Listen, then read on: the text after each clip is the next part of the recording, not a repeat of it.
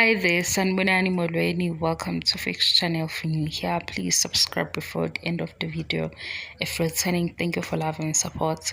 I appreciate you. Turn on this team to say a force.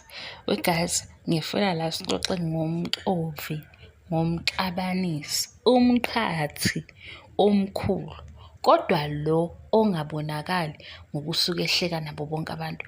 Niyalibona lo hlobo lomuntu lo kuba sengathi nje uthanda ipeace, uthanda ukuba nama-solutions, uthanda kuzwana, kodwa uyumxovi. Ngobani? Lo muntu lo ukhuluma nabantu abaningi, abantu abaningi njengoba bekhulume naye, kusala kulezo y'nkulumo zakho ukuthi ukhulume wathini ukuze kuqhatheke abantu. Abantu abaqhathwa umuntu othulayo. Abantu abaqhathwa umuntu o-understand-a boundaries. Abantu abaqhathwa umuntu owazi ispace sakhe, because akuyena umuntu lo ohamba ehlokoloza abantu ngey'nkulumo. Asithathe kuBaba Mseleku abe yi-perfect example yalento esiyishoyo. eMzumbe kunoMakhumalo, noMayini, noMangwabe, amakhosikazi kaBaba Mseleku. Oyedwa uSesiphakhe. Lo oSesiphakhe kule season uMacele, kule season ulandela emva kaMseleku. Kodwa kwenzakalani-ke sekwenzeka izinto? Kuqale kwaba ne-meeting esesibhedlela kuMacele, uMakhumalo noMangwabe. Abayishiyanga indaba yokuthi kukhona unumber 5, bayazi uMakhumalo noMangwabe. Kwaba yi-meeting la esibizwe uMakhumalo ezokhuluma khona ngokuthi manje indaba yokudla sizoshintsha injani. Kwaba kungena futhi indaba number 5, bayazi. Sekukhona noMayeni, sekuwuMakhumalo, uMayeni, uMangwabe, uMacele. La engasekugcineni kwi-meeting yamakhumalo sengena indaba kanumber 5. Kuzoba nomcimbi, before kuba nomcimbi uMseleku ucela uMakhumalo ukuthi akamhlanganisele, kube umcimbi wakho uzoba kanjani, into esa-Thanksgiving. Kodwa kuzoba khona unumber 5, uyazi uMakhumalo. uMacele yena uphi? Ulandela emva kaMseleku.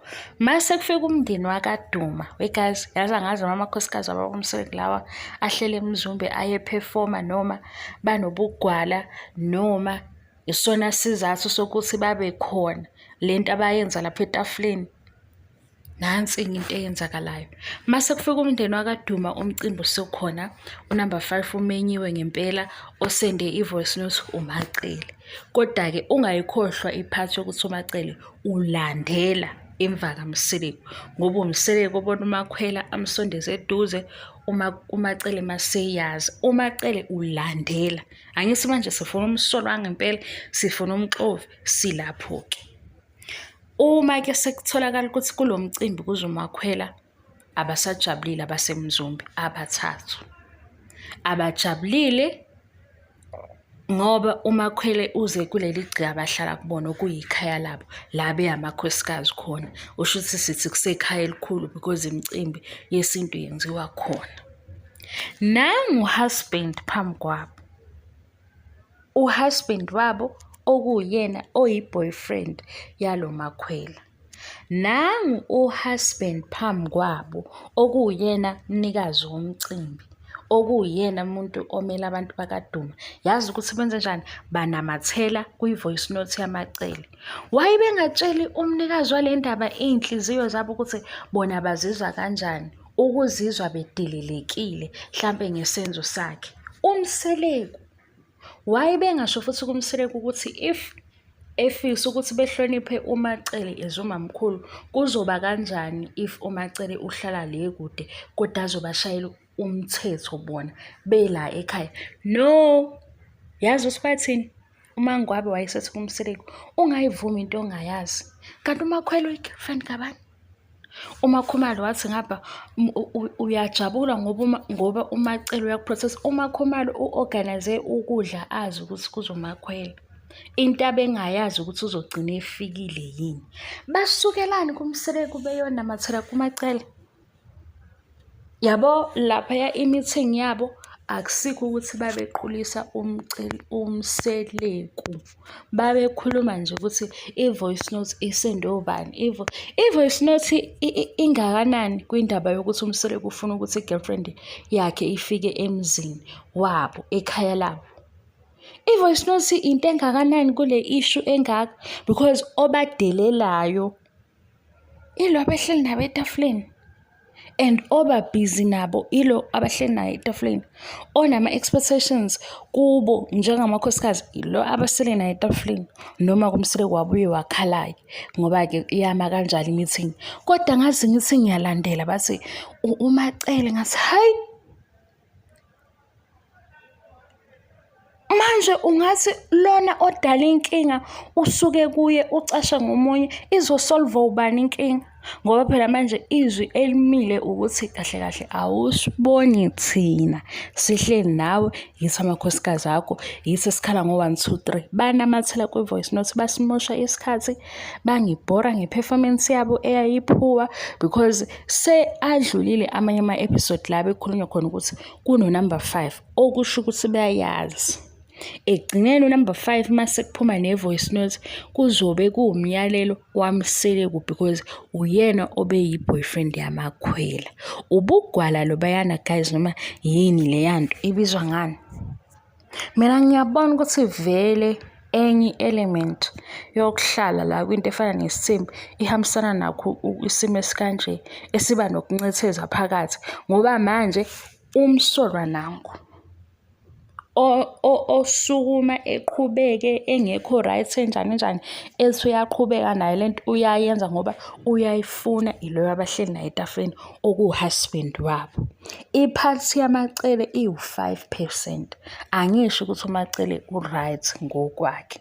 Mina ngibuza ukuthi yini ebayekisa ukuthi bebuze imibuzo eqondile kumseleku. Besole umseleku ngesenzo sakhe ngoba lolu daba luqalwa wuye. Noma basaba ukuthi uma beqonda umseleku bemqonde ngqo uzosuke ebaphendule ngabo, ethi nje kuwe ngenza ukuthi, nakuwe ngenza ukuthi, nakuwe ngenza ukuthi, pho guys. Cha, ngasho kuleya episode ngathi baze bayaperforma, nganginandaba ne-voice yokuthi yaMacele ngisho ukizwa, nganginandaba ukizwa, ngangifuna ukuthi mina ngangifisa, hayi ukuthi ngangifuna, ngangifisa ukuzwa ukuthi bayakwazi yini ukumbeka etafuleni lo wenza inkinga, ebhekane nayo ukuze yena aphendule ngesenzo sakhe. Nange uMacele uyaphuma-ke, uyahamba. Uyambona ukuthi umuntu owumxovi umuphi? Ngoba lo kade ehlele etafuleni esekhala uzophinda asukume aye kuMacele. Lo uMacele ade sequliswa amakhosikazi, kodwa ebelandele umyalelo wakhe. Aphinda abuye futhi azohleka nabasemzumbe. Mase bona laba basemzumbe ngesinye isikhathi bajikelana bodwa kodwa bebebazi ukuthi ongenalo iqiniso ba. Hayibo, wathi uma ngabe ungayivumi into ongayazi, ngathi hayibo, into angayazi iyiphi yona? Ngoba phela le ayaziyo iqhubeka ngoba huyo owazi ukuthi wenzani. uMacele yena ume ngokuthi nje ukusupporta kubabakhe. Hayibo, noma yimi ungabona wrong, lapha yana kwasekuba ukubelekisela ukuthi uyisendileni i-voice note, uyisendileni i-voice note. Athi mina hawu, nangu nje boyfriend kaMakhwele eceleni kwabo, abamqulisi ngani-ke bona as uhusband, not ukumqulisa futhi ukumbuza ukuthi lento ayenzayo uyibuka iyisimo esikanjani, nanokuthi ulindele ukuthi be-react kanjani ngoba bona bamakhosikazi. Akubalekile yini kuyena ukuthi amakhosikazi akhe azizwa kanjani, futhi isikhathi esi-right yini ukuthi behlangane noMakhwela kukhona abantu ebengakamloboli. Hayi indaba yagudla noMacele, ngabona lapho ukuthi le show yabo abayilaleli into abayikhulumayo, ngoba uMacele noMangwabe noMakhumalo bakhulumile ngoMakhwela. Waphinde futhi uMacele wamtshela uMayini wathi kulo mcimbi uMakhwela uyeza wathi uma yini shuthi uMseleko uzophinde engaphatheki ngoba wenza izinto wrong. Uyaphi unumber 5? Uma esefikile why kungabi kukhulu kubo ukuthi uMseleko akayilaleli into abayishoyo, wenza into efuna uyena uMacele emeceleni, ukuze uMacele esondele kube ukuthi iyabhalansa inkulumo. Hayi, wathi-ke kumamkhulu wathi uzosuke bakhumbuze, ngathi mhlambe leyo-ke indaba ilapho-ke indaba enkulu ukuthi lokhu kukhunjuzwa kuyini, ngoba manje ukusaba mhlawumbe ukuya kuMseleko nokuthi wenza kanje kuzosuke kuvela ukuthi kanti wena wafika kanjani. Mina ngacabanga leyo ntokazi ukuthi ayikwazi lento ukuthi ibaphithanisile nje bayikhohlwe indaba yokuthi uMseleko wenza konke lokhu, uMseleko futhi kaMakhwela. Uma eshadwa futhi kuyobe ukufisa kaMseleko, yini bengabuzi kuye yonke imibuzo, ngoba uyo nempendulo yento ayenzayo. uMacele-ke beyisaphotha ngemuva. Singasho ukuthi uMacele uright ngokuthi ashayele abanye imithetho kodwa bengahlali nabo, ngoba ekugcineni sibuza ukuthi-ke egameni le-unity amakhosikazi aseMzumbe azokwazi yini ukuhlonipha uMacele uma esuka le kude ezoshaya umthetho la bahlala khona, azi futhi ukuthi lo mthetho akabashayela wona yinto abangahambisani nayo ngaleso sikhathi. Iyaqhubeka ibe khona i-unity noma kuhlukene ukuthi kunomshado kaMacele mase kuba khona isithembu, kodwa futhi lesi sithembu uMacele angasiyo ingxenye yazo unezwi. Iyiqiniso yonke lento. Hayi ke ngivale ngizolobe nginiphindaphinda into eyodwa, kodwa lo season 8 abayihlanganisanga iy'nkulumo zabo mabeyilandelisana akulandelani.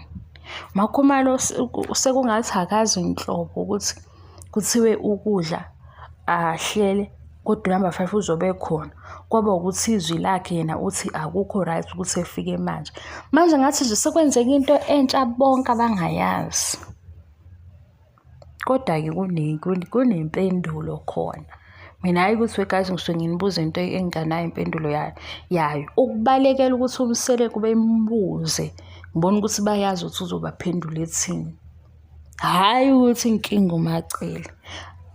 Bacasha ngoMacele ngoba uMseleko uzosuke banikele impendulo le. Mase sithi sina kodwa amakhosikazi akhe. Angithi ngeke nimbone mase ekhuluma kanjalo, esekhuluma izinto ezigudla eceleni sesithi kodwa amakhosikazi akhe afika nawo. Kanti beyithini le mali yakaMzansi Magic mase ezokhuluma kanje namakhosikazi akhe. Ngibona ukuthi babalekele leyo mpendulo leyo ukuthi if into ithi why wenza into enje phezulu kwethu, uzovela ethi njengakwenza kanje. Mase ziyakhala. Mase kusala ngokuthi-ke la ku-social media sinjani ukubuka kwethu because asifani. Khona omunye uzothi hayi ngeke, kodwa-ke hlamba lazo amakhosikazi akhe besikuphi isidingo, ngoba hayi ngeke guys, ngeke bobathathu bebalekela ukuthi nangu oyinkinga, uye owenzayo, uye futhi ogcine engalalelanga igama labo. Kwase kubhizi nje nokuthi uvikela uMacele ngathi hawu. Basho ukuthi uMacele wayehamba emphusha ethi ifune i-girlfriend, wayemphusha ngempela ethi ifune. Hayibo baba yini ingaxabani.